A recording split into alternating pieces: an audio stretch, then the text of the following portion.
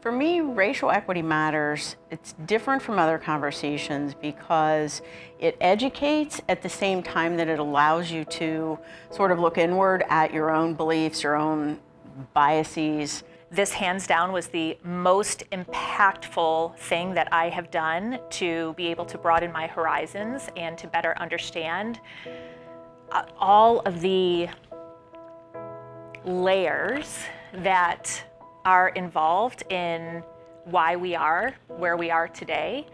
I knew going in race was more of a social construct. What I know now is the motivations, both financial and political, behind that construct.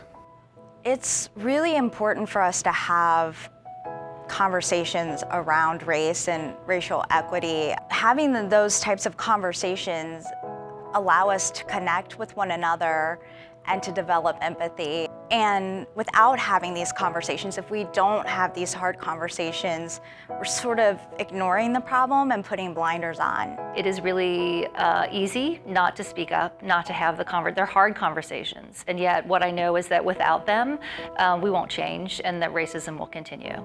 The first Racial Equity Matters series, what I took away from that was how much I didn't know. I was so overwhelmed with the amount of information and the historical significance of it. The first time through a phase one is so shocking that it's hard to kind of get down to some more of the nitty-gritty, and when you go through it a second time, you're able to see and think a little bit more critically because that initial shock is no longer there. I participated in phase one twice, and the second time that I did it, a small group of us actually continued on meeting. By continuing these conversations, we've been able to build sort of a support group to learn from each other and share resources, and personally, it's been holding myself accountable to continue my own journey and check in with where there are opportunities for me to advance racial equity.